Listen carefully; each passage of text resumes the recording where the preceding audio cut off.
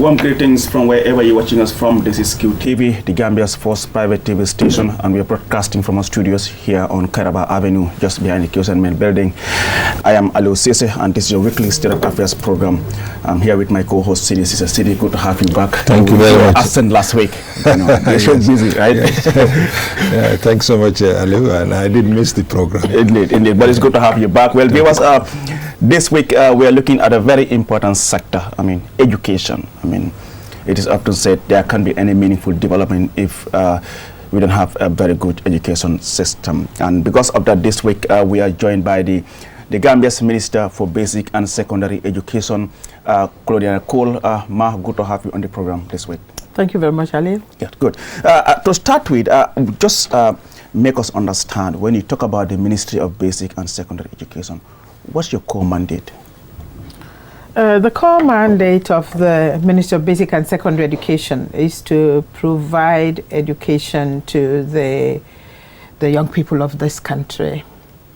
The Constitution has it that education should be made or will be made free and compulsory for all children living in the Gambia, irrespective of their race, their location, their gender, and every other background that they have.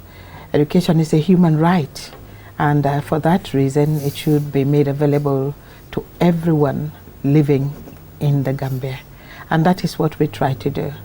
You talk about education being a fundamental human right for every Gambian. When you look back at the education sector from the time you were appointed as the minister some years back under this current government, where are we as far as the education sector is concerned? We've made some significant strides, Aliu. We have been operating policy. We have an education policy, and the policy is from 2016 to 2030. So in that policy, it says that we should provide education. It should be accessible. It should be of quality, it should be equitable, and it should be all-inclusive. And since 2017 to now, since I took office as the Minister for Basic and Secondary Education in the Gambia, we have been implementing that policy. Of course, you know that my own duty, responsibility, and role is to oversee policy. And that is what that is what I am doing. For me, the policy is my guide, is my Bible, and I try to implement just what the policy has indicated. You talk about a policy meant to ensure that there's that accessibility, but also availability, knowing that this is a country where many people struggle as far as paying tuition fees are concerned. But now let's look at the issue of accessibility. Certainly people will say schools are everywhere now. No children now, or no child travels more than 5 kilometers to go to school. But when it comes to the issue of quality, many people are doubting, are raising questions as to the level of quality of our education sector. Yes, let me say that, in fact, the present policy talked about children shouldn't travel more than 3 kilometers to school, but we have even reduced it, taking into consideration the prevailing circumstances and the demand for education, and the need to have it as an all-inclusive right. We have reduced the distance to school to about 2 kilometers, not more than 2 kilometers. And we have tried to bring education to the doorstep of all the communities. Yes, to make education accessible, we have established new schools. We have, with the help of our partners, our donors, and our friends, we have had a lot of new classrooms built, over 4,000 new classrooms, and that is to cater for the ever-increasing enrollment in certain areas, particularly the growth areas, and those areas that never had a school before. So we have about 4,000 classrooms built in those areas. And the children in this country now, like I said, irrespective of their race, their location, their religion, they have access to schools. We had some deprived areas like the Sierra North, and there we had a lot of children who were out of school because of their location. Now, when you talk about access to education, it's not so much about religion or affordability or culture anymore. It's about the distance and being cognizant of being cognizant of that fact. My ministry, we have worked tirelessly to bring education to the doorsteps of every community, and we have made it as inclusive as is possible.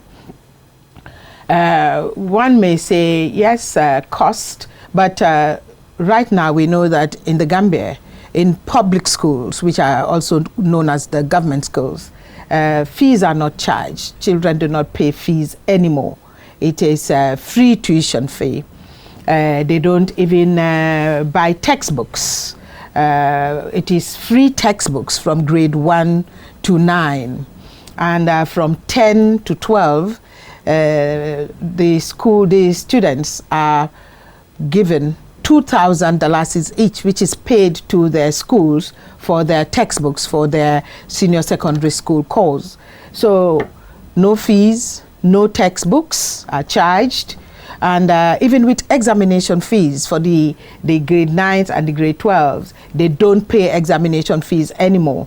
That is also paid for them by government. And that is why the education budget is so huge. One may say, education gets the biggest share of the national cake. But these are the reasons why no fees, no textbooks are charged for, and even school improvement grants are paid per student. And in the lower basic school, the students receive through the school $100 each for the school year, or $150 is paid for students who are living in the hard to reach areas. Those are the very remote areas.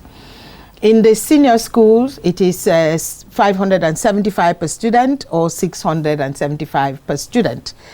And in the did I say senior? In the senior. Upper basic, yeah, it is $575 or $675 per student. And in the senior schools, it's $1,300 or $1,800 per student. And all these monies are paid to the schools.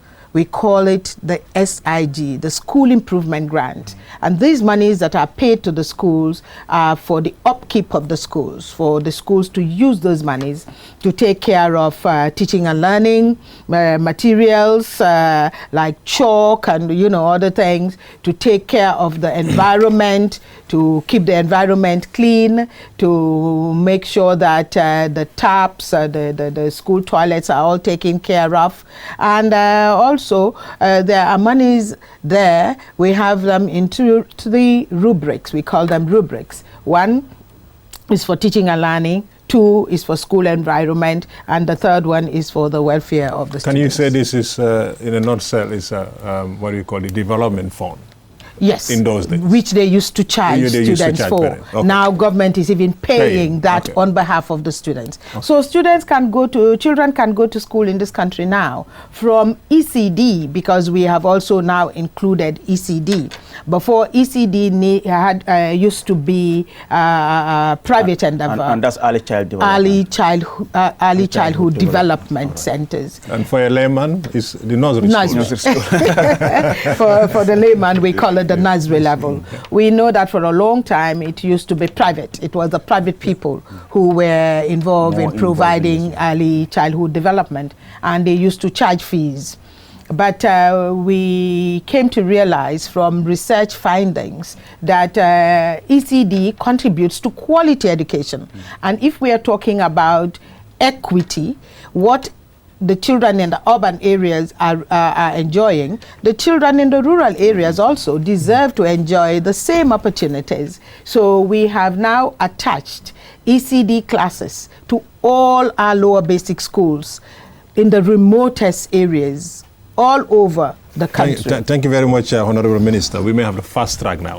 Let's look at COVID, for example. I mean, we can't talk about anything in this day and age now. We don't talk about COVID because it's been here for the longest time. How does the pandemic continue to affect the schools? Well, I can say that at this moment, it's about 2.5 years since the onset of COVID-19. And we have all received education, awareness, and, about how to deal with COVID. So I can say, taking all the regulations into account and trying to go according to the regulations of frequent hand washing and making sure our environments are clean, keeping social distances, etc., using our masks and having all the PPEs in place, we have tried to learn how to live with COVID. Because we cannot go on crying over COVID and not being able to do the things we ought to do to say that because there is COVID. We have tried to live with it. And in our schools, the children are frequently being reminded about the regulations. And we have been observing, we have tried to observe physical distancing, social distancing in our schools and in our classrooms.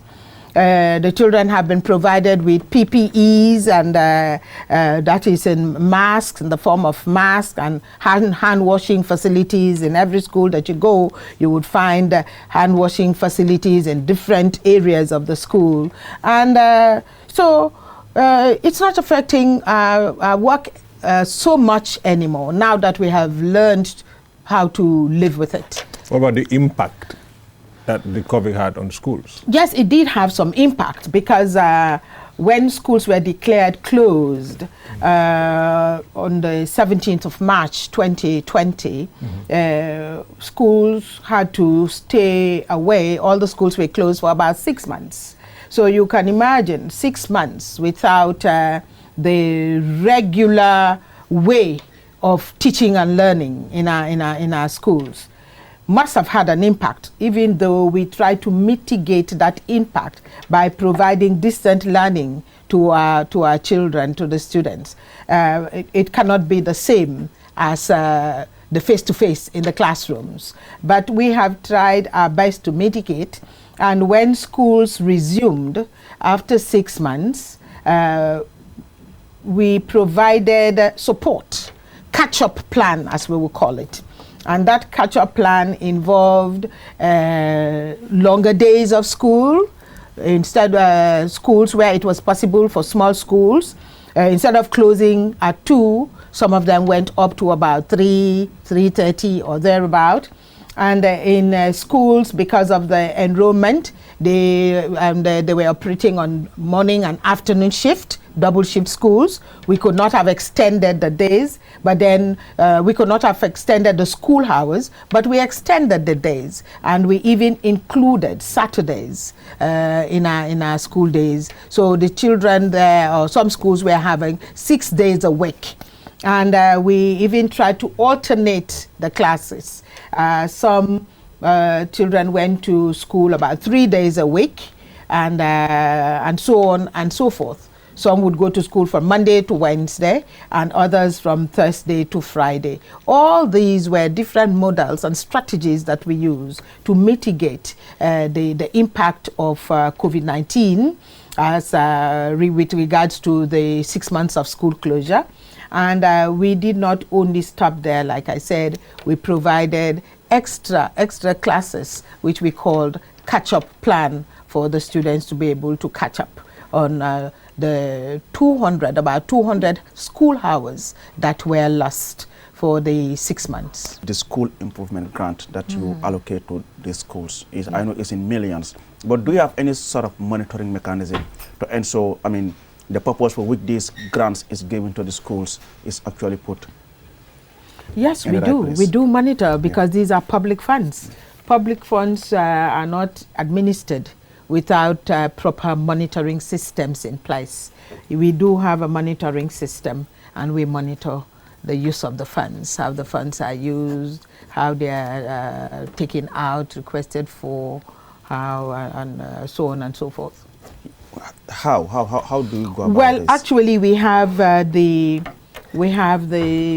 school management committees, and because these monies are paid on behalf of the children, the parents make up the school management committees, and monies cannot be withdrawn without the approval of the treasurer of the school management committee. And these monies are lodged in school accounts. In fact, they are paid directly to the school accounts. They are not given to anybody to take to the bank. They are paid directly to the school accounts, and they are paid in tranches, 3 tranches every term. 1/3 of the total amount that the school should receive is paid into the school account. And when it is paid in there, the schools are notified, and the school heads can only access those funds, like I said, with the notice of the school management committee treasurer. You talk about some of the remedies that your minister had taken to ensure you are able to, catch up with the lost hours during the COVID-19 pandemic. In terms of dropout, was there any sort of assessment to know how many students actually drop out during this particular period due to? Well, I went round twice in 2020 and even in 2021. I went round schools, the whole country, from Banjul to Basse. And each school that I went to, I would quickly ask about, that was when schools resumed in August 2020. I went round and I would ask whether all the children were back. And most cases, they were all back, or perhaps only 1 or 2 would not have been there because of illness or transfer, because some of them moved from the rural areas to the urban area. And then I will quickly ask about the gender disaggregation. How many of them were boys? If they tell me that 3 or 4 were not there, I would say, how many girls? And most of the times, the girls were all there. So what we had, or what we've been hearing about some other countries, girls have been dropping out because of pregnancy or whatever, because of the pandemic. We didn't really experience that so much here. Thank you very much, Honorable Minister. I'll come on the issue of the dropped out. I think Ali is looked in earlier is about the COVID dropped out. What happened during the period of COVID. But it's public knowledge that we know that quite a number of our students do drop out of school, mainly in secondary schools. Some of this, definitely, your ministry may have done a study to find out, or in terms of the statistics of how many kids have dropped out of school. I just want to find out whether you have any form of program that you would include some of those kids who academically, they don't think that's what is there for them. Probably they want to go technical. So we come back to the idea of career developers, because your institution is very important. Do we have trained career developers under your ministry that keep an eye on these kids as they leave from nursery to secondary school?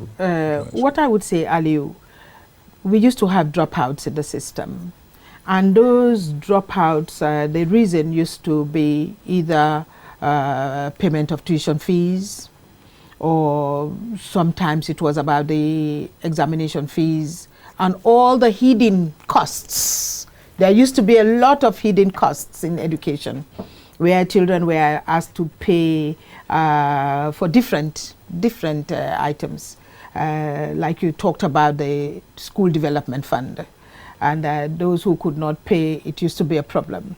There were places where they were asking for school badges. Children had to pay for school badges. Now that is not even a problem, because in the upper and senior schools, we provide 2 school badges to every student when they enter grade 9, or no, when they enter grade 7, or when they enter grade 10. We pay for those badges.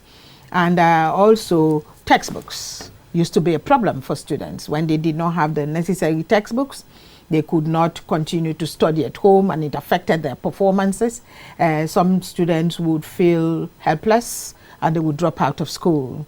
And then you had the examination phase. We all may have known about instances where students were in examination classes, and because they could not pay the fees for the examinations, when those examinations were due, they had to drop out. They did not sit to the exams, and that was the end of it.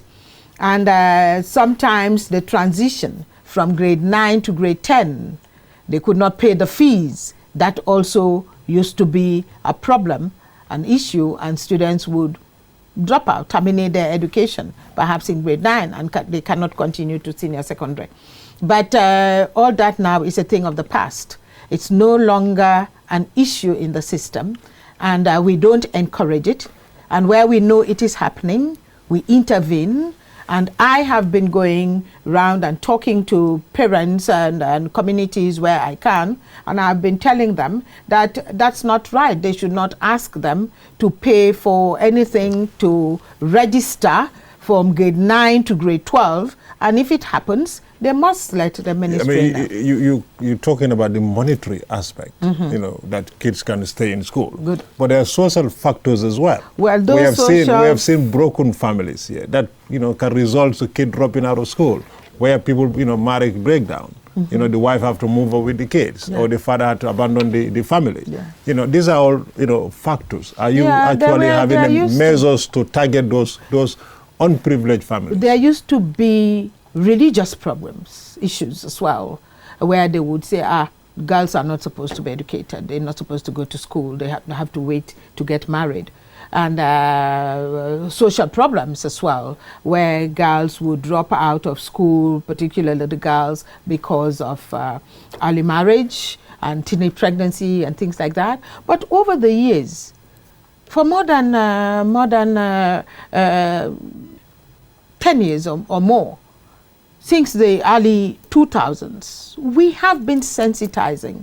We have developed strategies. We have developed programs to make sure that we address all those issues.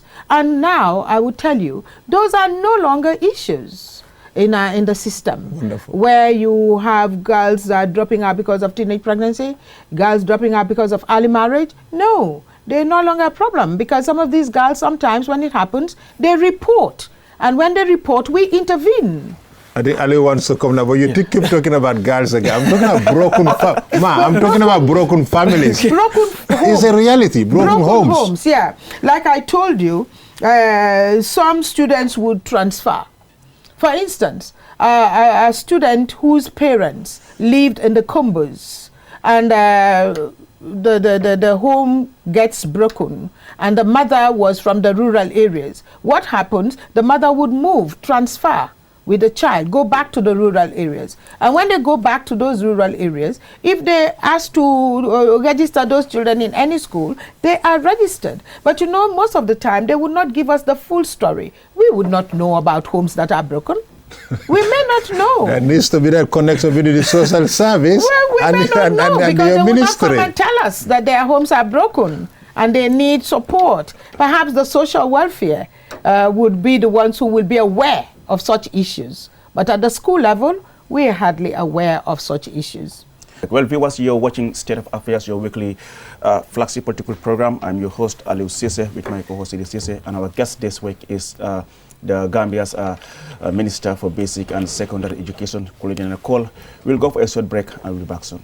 Looking for the fastest and easiest way to receive money transfers from abroad? Well, QMoney and RIA just made it happen. Now you can receive international money transfer from RIA directly into your QMoney account with no additional cost. Once you receive an SMS alert about your transfer, walk into any QMoney agent across the country to receive your payment for free, or use the money immediately to buy credit, QPower, and other QMoney services. It's fast, safe, and convenient. For more info, call customer care on 133. QMoney, Sinu Calpe. Terms and conditions apply.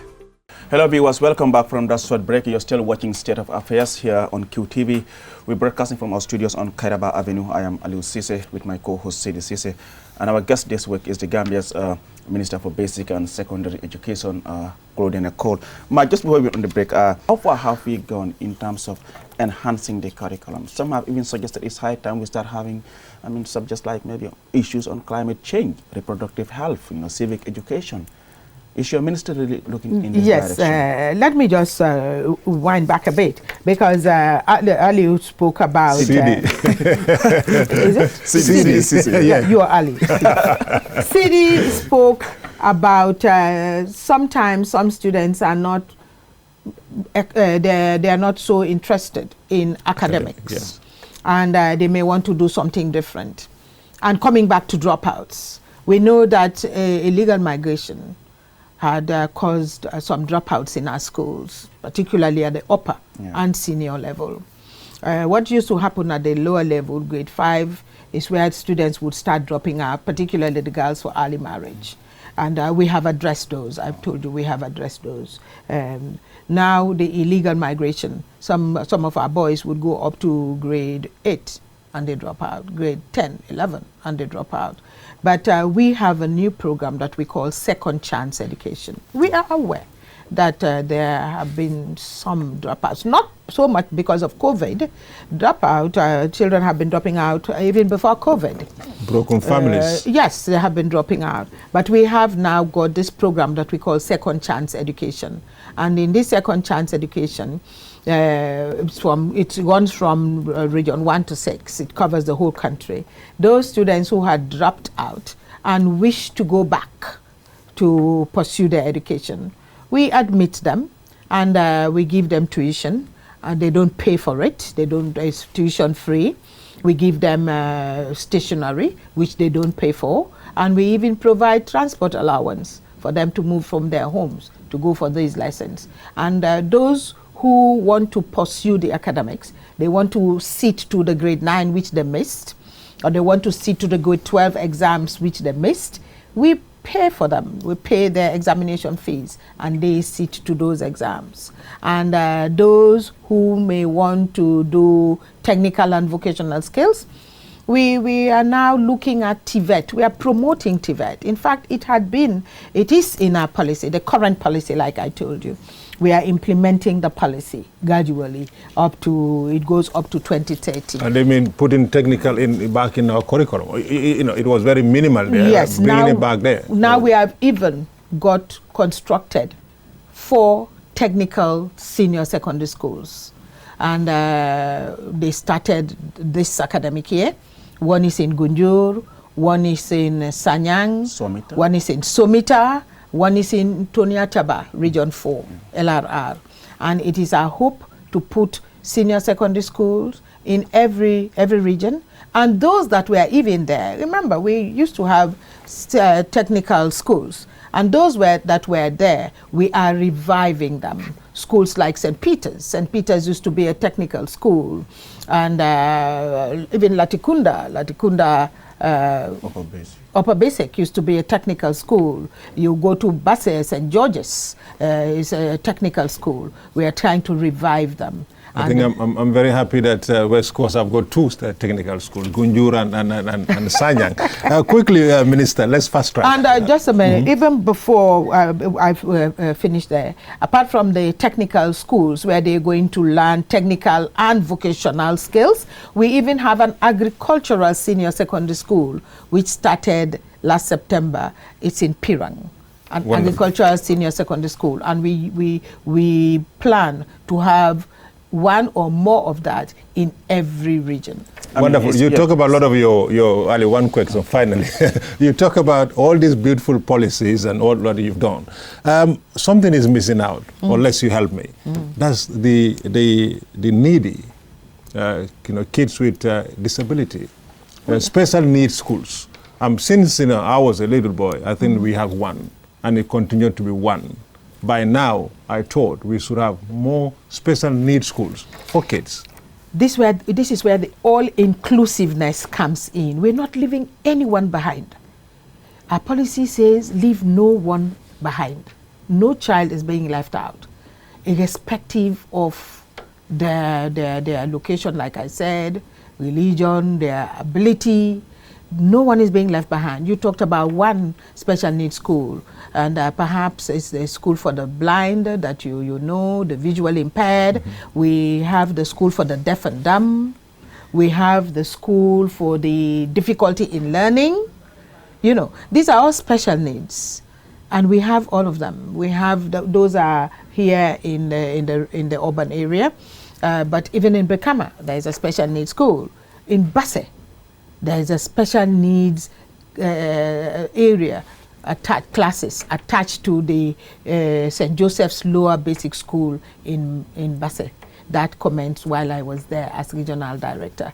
So, like I have told you, every location, we want to make sure that we address the issue of equity.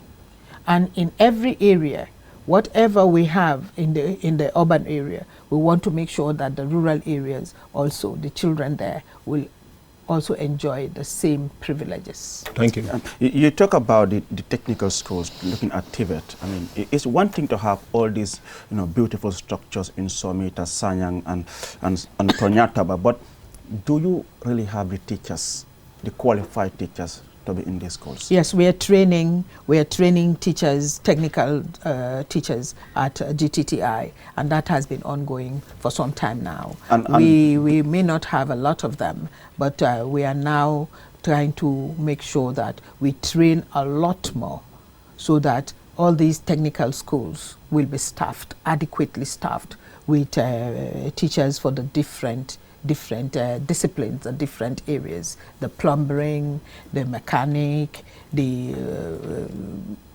whatever you call it, all these technical subjects.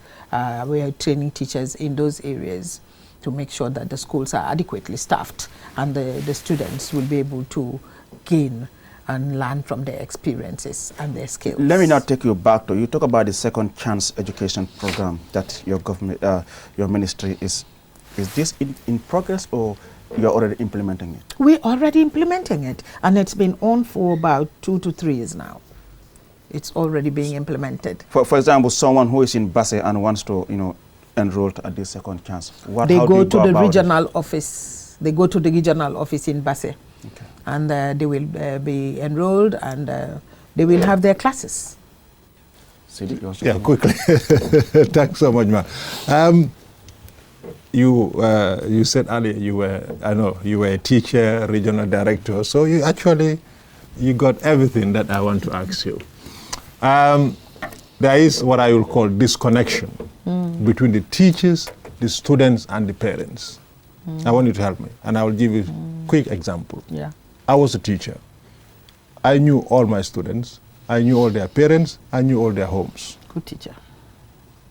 And I'm sure you know better than I do, because your days were actually more better than mine. This is something that is missing.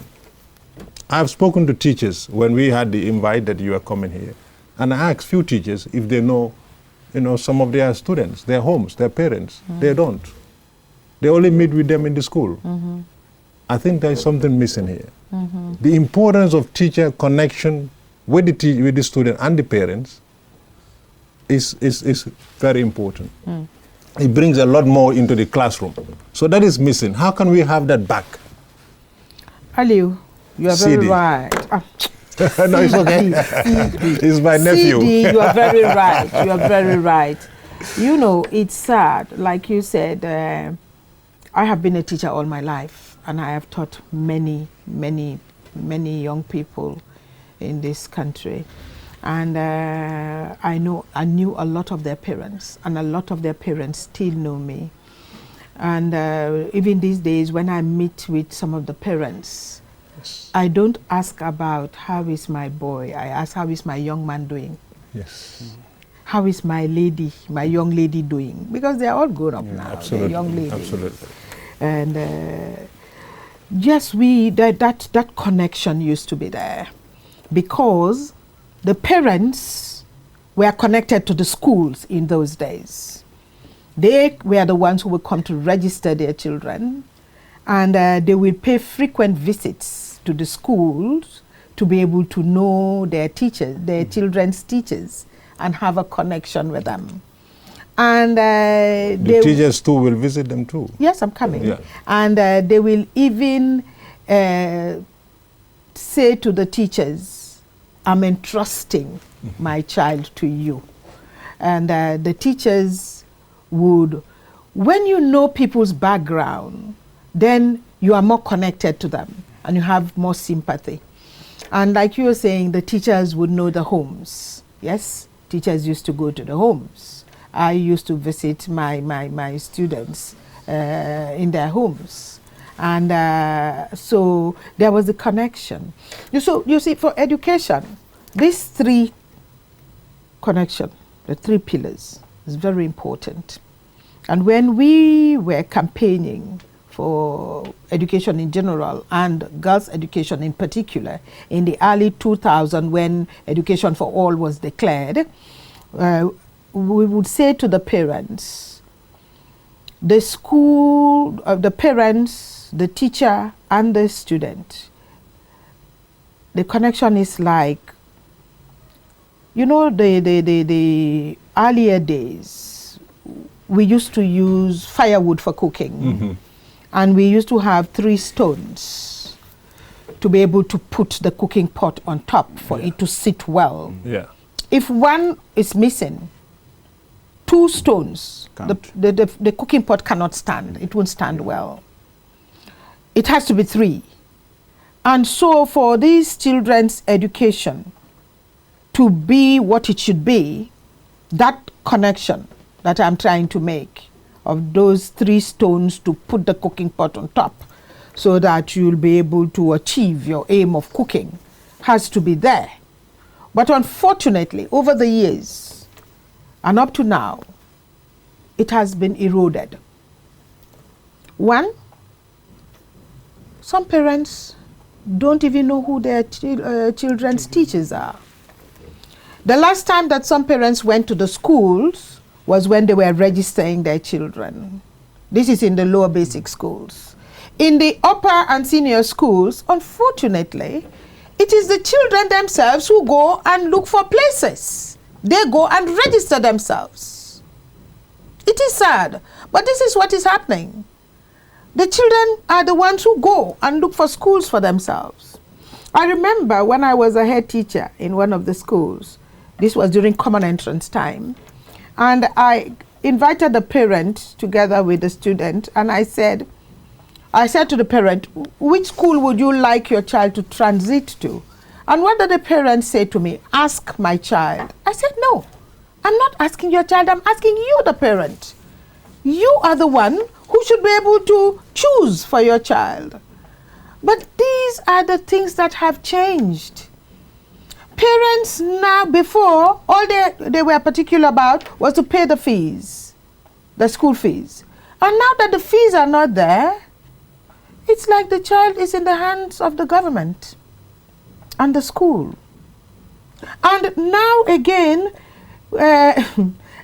before, children, when they misbehave at school or when they misbehave at home, the parents took them to the school for the teachers to discipline them. But now we are saying zero tolerance to corporal punishment. Perhaps that's not the best way to punish a child. But can you imagine when children have issues with their teachers at school now, the parents would take the teachers to the police. So if teachers know that if I want to discipline a child in whatever way or form, the parent would come and attack me, they will not bother with the children. All the business that they would have with them is to teach them and then go. It becomes a laissez-faire attitude. Absolutely. And in this case, what is your ministry doing about this?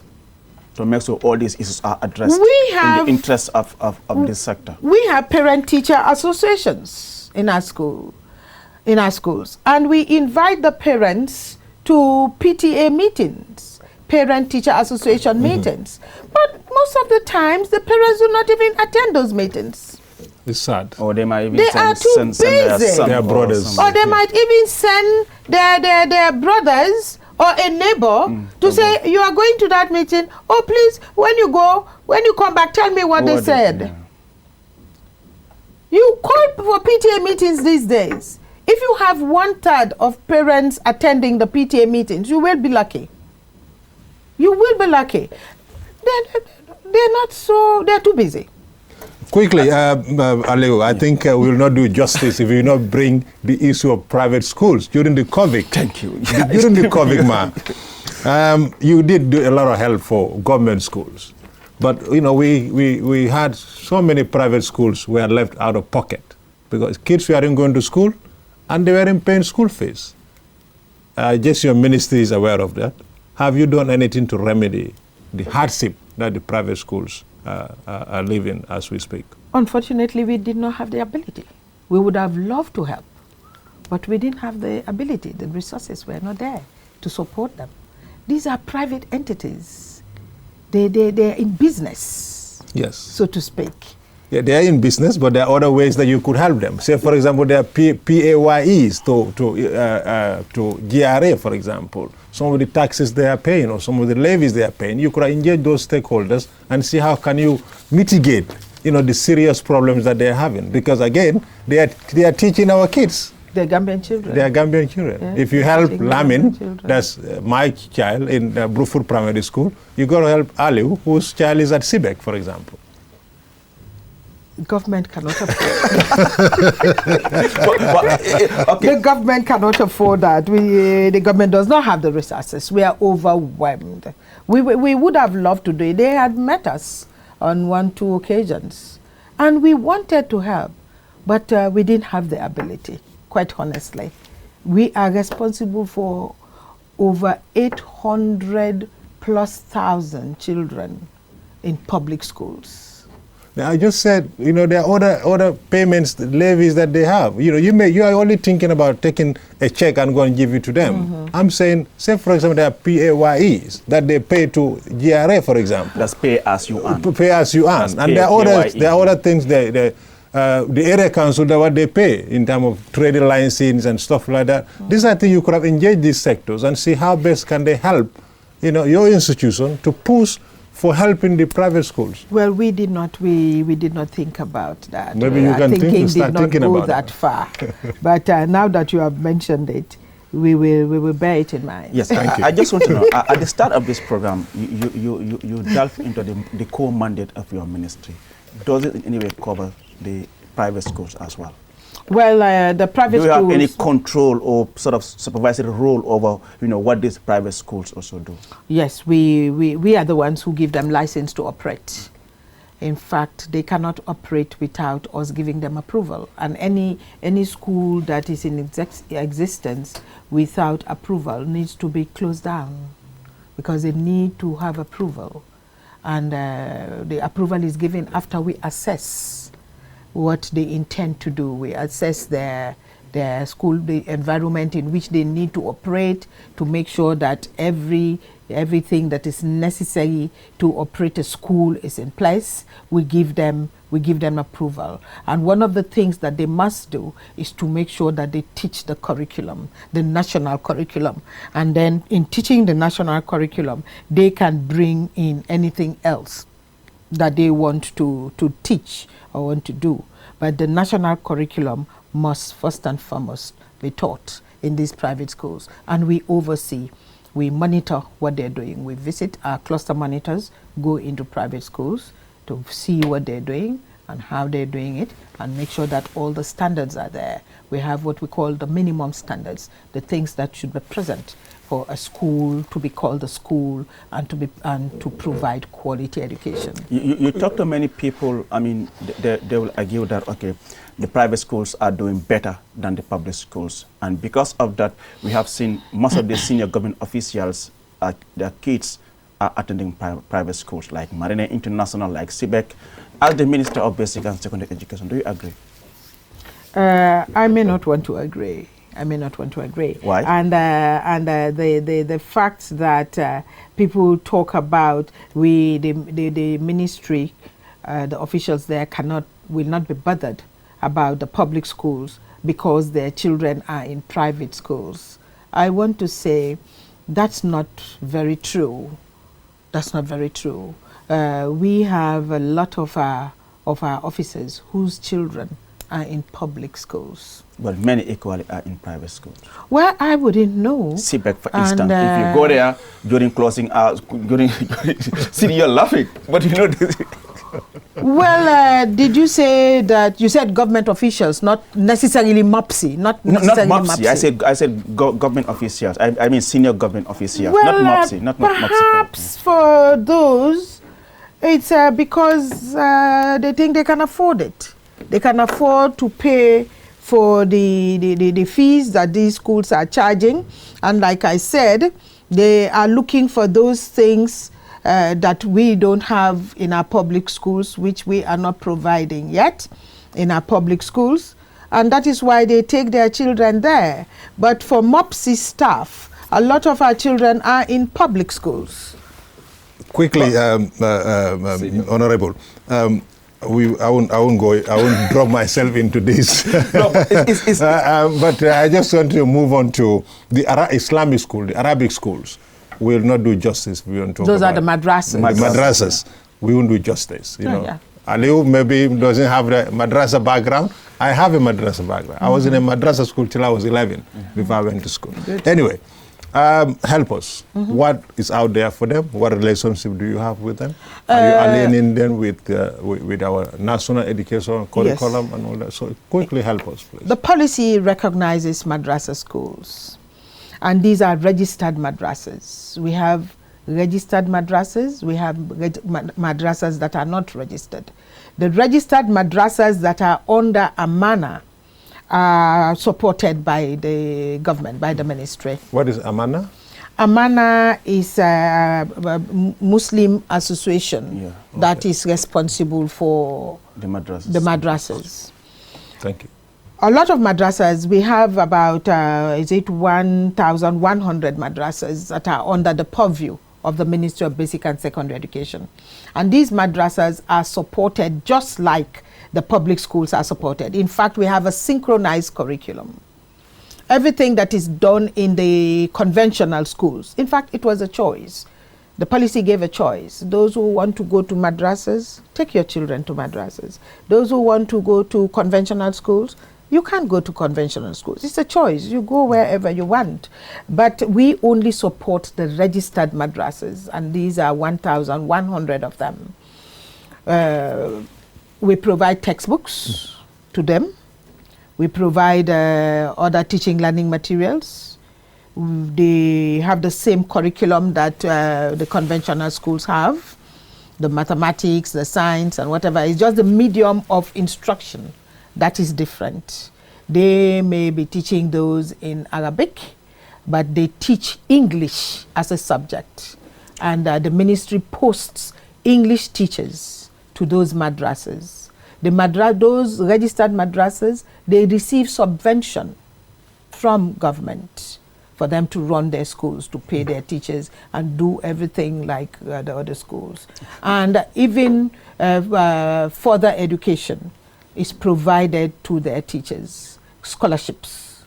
We give their teachers scholarships. So it's only the medium of instruction, but we recognize them and we support them just like the conventional schools are supported. Thank you very much, Honorable Minister. We're running out of time. Let's now look at the issue of recruitment, retention of teachers. Recently, we've seen teachers were on a strike for what they say were unpaid COVID-19 allowances. How do you reflect on this strike by teachers? It's not the first time. Why do you have to sit for all this while without paying these teachers? There? No, we did not sit all this while without paying them. It was rather unfortunate, and perhaps it was a lapse, an unintentional lapse. These are allowances, and the COVID allowance, and it is allowance that it's paid to those teachers who were doing who were teaching on Saturdays. And not all the teachers were teaching on Saturdays. It was a few, like I said, in the light schools. we had paid those allowances up to December. They were paid for those who were engaged in the Saturday classes. They were paid up to December. And then we had an additional list. We need to do verification. We cannot just take any list that is sent, any submission that is sent to say all these teachers were should receive the COVID funds. We need to verify. These are public monies. It's not a welfare fund. The COVID allowance, it's not a welfare fund that you can give to anybody and everybody. We had to verify the list that was sent of teachers who were actually engaged in Saturday classes. We had paid a good number up to December. In January, the additional list that came is what we were trying, the additional data is what we were trying to work on. And unfortunately, in dealing with numbers, these monies are paid directly into the beneficiaries' accounts. They are not paid over the counter. We had a lot of, I had a lot of accusations, but I won't dwell on those. They're not paid over the counter. Nobody counts and pays Aliyu, counts money and pays CD. It is put into the recipient's, the beneficiary's account. And for it to go into those accounts, they need employment numbers. And if the employment numbers are wrong, they cannot pay it. And let us remember that to generate the data, it is somebody who actually inputs the data. And in inputting data, especially with figures, you can make a mistake. You may want to write 2 and you write 4. Or an employment number with 7 digits, you may only end up putting 6 digits. It won't work. And that is what actually happened. Some of the teachers that were left out of the first payment in December, it was a matter of wrong employment numbers, wrong information. And then whose responsibility was it to provide this information? Well, it was my ministry, my regional offices were supposed to send the information to the ministry, and the ministry collates all the information and sends it to Treasury for the payment to be done. But like I said, there were lapses and there were human errors, and that is why some of them were not paid together with the first batch. And the lapses, some of them, their names were not forwarded earlier for them to receive their payment. So what's the way forward now? It wasn't intentional. And when we received this information, because when we got to know that some were not paid, we all were on our legs. None of us at the ministry, myself, the permanent secretary, and just like the GTU, none of us sat down and relaxed. We were all working together and trying to make sure that those people who were supposed to have the allowances were paid. But unfortunately, there was a breakdown somewhere, and it resulted in that unfortunate incident of a 2 days teachers sit-down strike. 2 days declared sit-down strike.